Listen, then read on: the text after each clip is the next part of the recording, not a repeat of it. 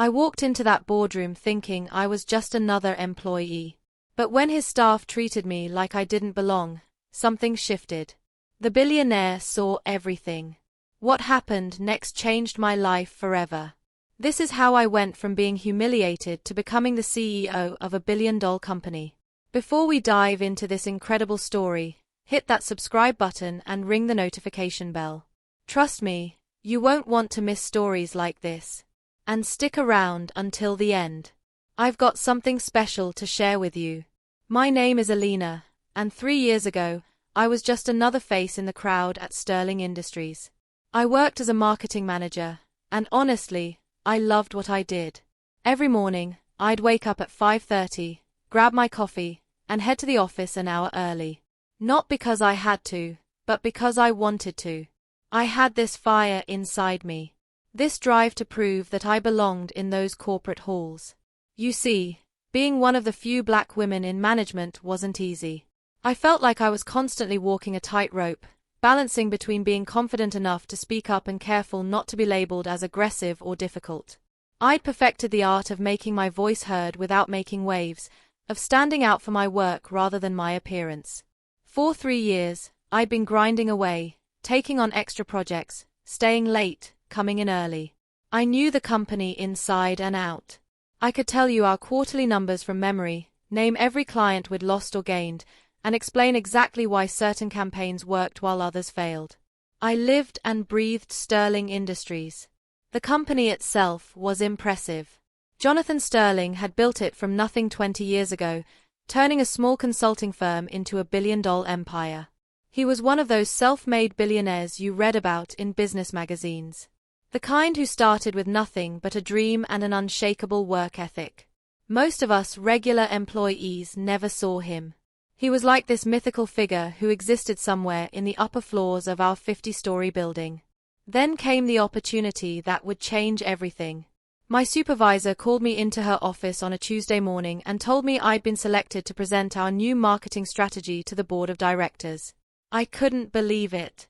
3 years of hard work and finally I was getting my shot at the big leagues. The presentation was about a complete overhaul of our client engagement strategy. I'd spent months researching, analyzing market trends, studying our competitors, and diving deep into customer feedback. I knew this project could save the company millions while improving client satisfaction by at least 30%. The numbers were solid, the strategy was sound, and I was ready to show them what I could do. I spent the next 2 weeks preparing like my life depended on it. I created detailed slides, memorized every statistic, and practiced my delivery until I could recite it in my sleep. I even bought a new suit, a sharp navy blue that made me feel powerful and professional. I wanted to look the part of someone who belonged in that boardroom. The morning of the presentation, I arrived at the office at 6 a.m., 2 hours before anyone else. I needed time to set up my equipment, review my notes one last time, and calm my nerves. The boardroom was on the 42nd floor, a place I'd only seen in passing. Walking in there felt like entering a different world. Mahogany table, floor-to ceiling, windows overlooking the city. Leather chairs that probably cost more than my monthly salary. I connected my laptop, tested the projector, and arranged my materials. Everything was perfect. I was ready for the most important presentation of my career. The first executive arrived at 8:15. David Thompson, Senior Vice President of Operations. He walked in talking loudly on his phone, barely glancing in my direction. When he finished his call, he looked around the room, his eyes landing on me with confusion. "Excuse me," he said, his tone polite but dismissive. "I think there's been a mistake. This is a board meeting for senior executives only." I smiled and stood up. "Good morning, Mr. Thompson. I'm Alina Rodriguez from marketing. I'm presenting the new client engagement strategy today." He looked at me like I just told him I was the Queen of England. "You're presenting to the board?" "Yes, sir. I've been working on this project for months. I believe it's going to revolutionize how we approach client relationships." David's expression shifted from confusion to skepticism. "I see. Well, I suppose. Are you sure you're prepared for this level of presentation?" Board meetings can be quite intense. Before I could respond, two more executives walked in. Patricia Wells from Finance and Robert Chen from Strategic Planning. They greeted David warmly, then noticed me standing there. "Oh, is catering here already?" Patricia asked. Not really looking at me. "I'll take a coffee, black, and maybe some of those pastries if you have them." My heart sank. "Actually, I'm not from catering. I'm Alina Rodriguez and I'm presenting today." The three of them exchanged glances. Robert cleared his throat. "You're the presenter for the board meeting." "Yes, that's right." Patricia looked genuinely surprised. "Are you sure you're in the right meeting? This is a senior-level strategic presentation." I felt my face getting warm, but I kept my voice steady. "I'm absolutely sure. I've been working on the client engagement strategy for months. I have all my materials right here." David walked over to the table where I'd laid out my presentation materials. He picked up my folder and flipped through it quickly. "This is quite comprehensive. Did you have help putting this together?" "No, sir. I did all the research and analysis myself." More executives began filing in. Each time someone new entered, I had to explain who I was and why I was there.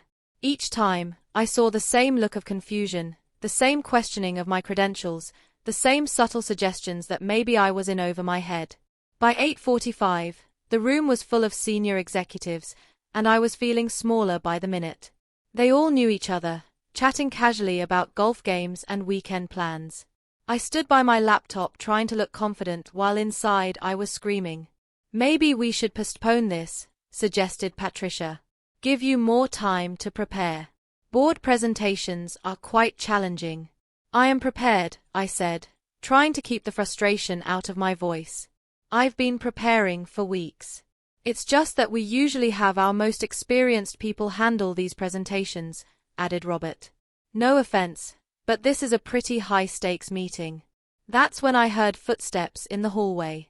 Heavy, confident footsteps that made the chatter in the room die down. Everyone turned toward the door and I felt a shift in the atmosphere. Jonathan Sterling walked in. I'd seen pictures of him in company newsletters and business magazines. But seeing him in person was different. He was tall, probably in his early 50s, with silver hair and sharp eyes that seemed to take in everything at once.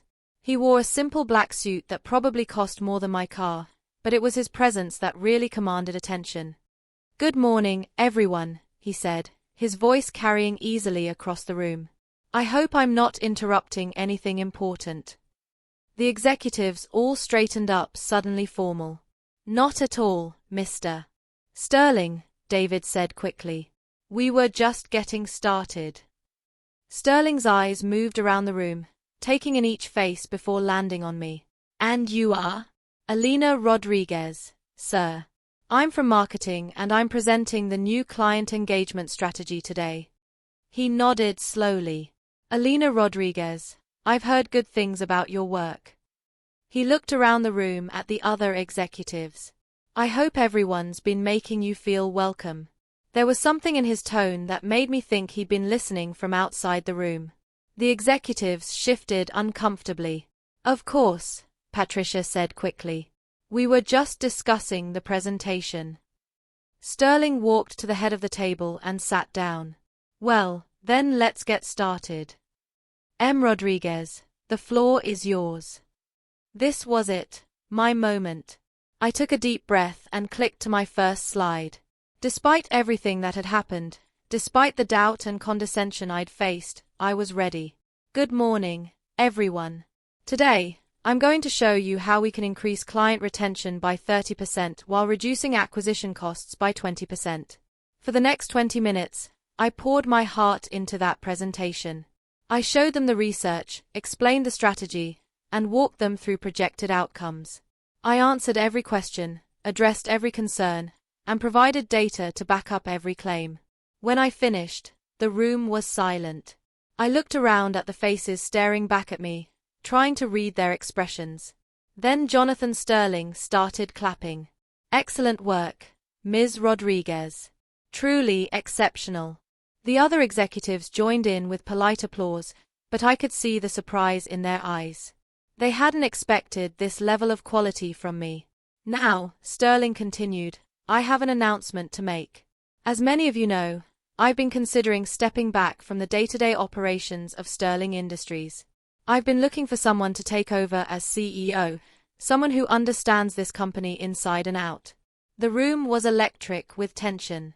I could practically feel the executives holding their breath, each probably thinking they were about to be chosen. I need someone with vision. Someone who can see opportunities where others see problems. Someone who has the courage to challenge the status quo and the integrity to do what's right even when it's difficult. Sterling stood up and walked around the table. I've been watching, listening, and evaluating, and I've made my decision. He stopped right in front of me. Alina Rodriguez, I'm offering you the position of Chief Executive Officer of Sterling Industries. The room erupted, not in applause, but in shocked gasps and whispered conversations. I felt like I might faint, Mr. Sterling. I managed to say, I don't understand. He smiled. I've been watching you for months, Elena. I know about every project you've worked on, every late night you've spent in the office, every innovative idea you've brought to this company, but more than that, I was outside this room for 10 minutes before I walked in. I heard how my senior staff treated you, how they questioned your abilities, and suggested you weren't ready for this level of responsibility. The executives around the table looked uncomfortable, avoiding eye contact. What I saw was someone who maintained her dignity and professionalism in the face of disrespect. Someone who knew her worth and wasn't intimidated by their doubts. That's exactly the kind of leader this company needs. I was speechless around me. The people who had questioned my credentials just an hour ago were staring in disbelief. The way you handled yourself today, both before and during the presentation, showed me everything I needed to know about your character. You didn't let their skepticism shake your confidence. You didn't get defensive or angry. You simply proved them wrong with your work. Sterling looked around the room. To be clear, this isn't about making a statement or checking a box. This is about recognizing exceptional talent and leadership ability. Alina has earned this position through her dedication, her innovative thinking, and her deep understanding of our business. The transition wasn't easy. Some of the executives who had doubted me struggled to accept the new reality. But Sterling stood by his decision, and over time even the skeptics came to respect my leadership. In my first year as CEO, we implemented the client engagement strategy I'd presented that day.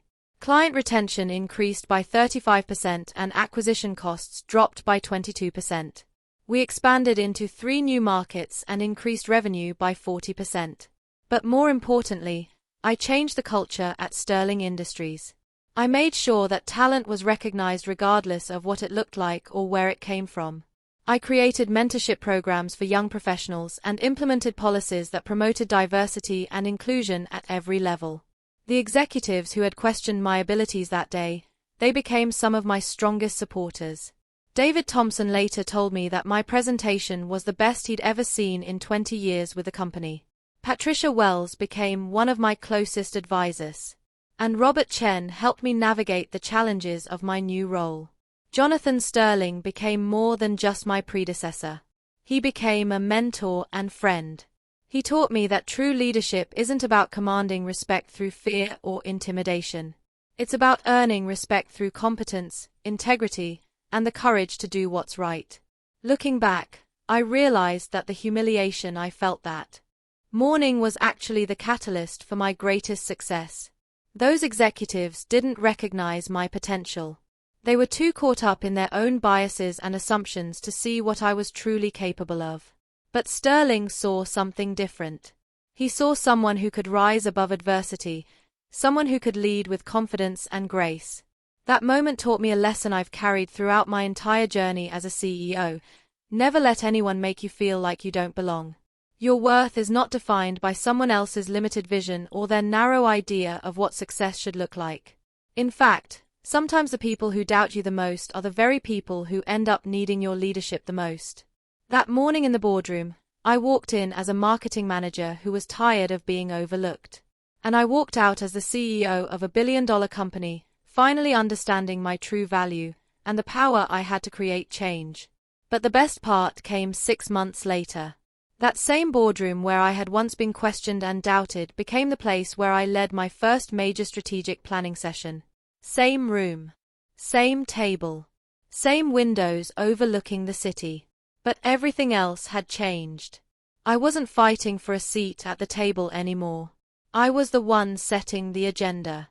This story is a reminder that sometimes our biggest challenges turn into our greatest opportunities.